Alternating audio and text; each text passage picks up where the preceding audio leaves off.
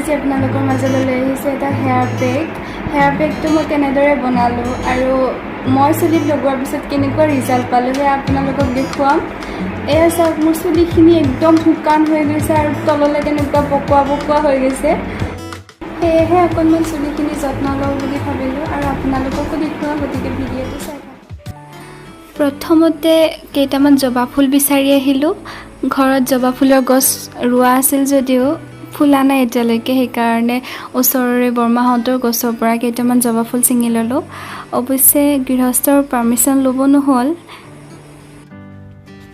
ঢুকি নোপোৱাৰ বাবে বেছিকৈ আনিব নোৱাৰিলোঁ। এইকেইটাকে লৈ ঘৰলৈ আহিলোঁ। জবা ফুলৰ লগতে মই জবা ফুলৰ পাত কেইটামানো লৈ আহিছিলোঁ। এই পাতকেইটাও মই হেয়াৰ পেকটোত ব্যৱহাৰ কৰিম। আপোনালোকেও যদি এই হেয়াৰ পেকটো ব্যৱহাৰ কৰে তেনেহ'লে জবা ফুলৰ এই পাতকেইটা অলপ কুমলীয়া আনিব। এয়া চাওক, মই কেনেকুৱা কুমলীয়া পাত আনিছোঁ। ঠিক এইদৰে আপোনালোকেও কুমলীয়া পাতটো ব্যৱহাৰ কৰিব।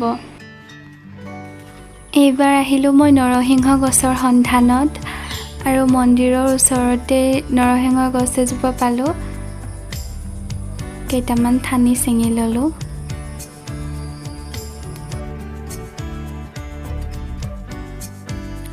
নৰসিংহ পাতখিনি লৈ আনি এইদৰে এটা এটাকৈ বাতিটোত থলোঁ। তাৰপিছত জবা ফুলৰ পাতখিনি দিলোঁ। এইবাৰ জবা ফুলকেইটাও দি ভালদৰে চাফা পানীৰে আটাইখিনি ধুই ল'লোঁ।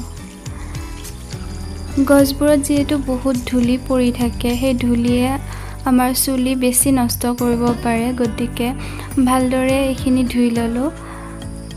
নহ'লে ভাল কৰিবলৈ গৈ চুলি বেছি বেয়াহে হোৱাৰ সম্ভাৱনা থাকে, সেইকাৰণে মই ধুনীয়াকৈ গোটেইখিনি ধুই ল'লোঁ। ধুনীয়াকৈ ধোৱাৰ পিছত মই এইখিনি মিক্সাৰ গ্ৰাইণ্ডাৰত এটা পেষ্ট বনাই ল'লোঁ। পেষ্টটো দেখিলেই গম পোৱা হৈছে কিমান পিছল ধৰণৰ হৈছে। এতিয়া এইখিনি মই বাতি এটাত উলিয়াই ল'লোঁ। এতিয়া মই ইয়াত এড কৰিলোঁ এল'ভেৰা জেল এচামুচ আৰু ভিটামিন ই টেবলেট 2টা। এতিয়া গোটেইখিনি এইদৰে মিক্স কৰি ল'লোঁ।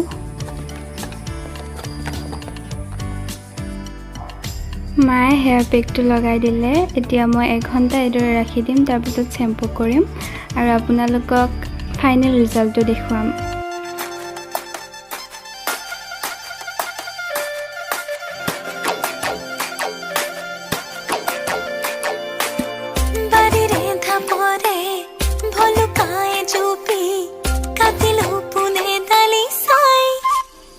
হেয়াৰ পেকটো ব্যৱহাৰ কৰি মোৰ বহুত ভাল লাগে। আপোনালোকেও এবাৰ ব্যৱহাৰ কৰি চাব পাৰে।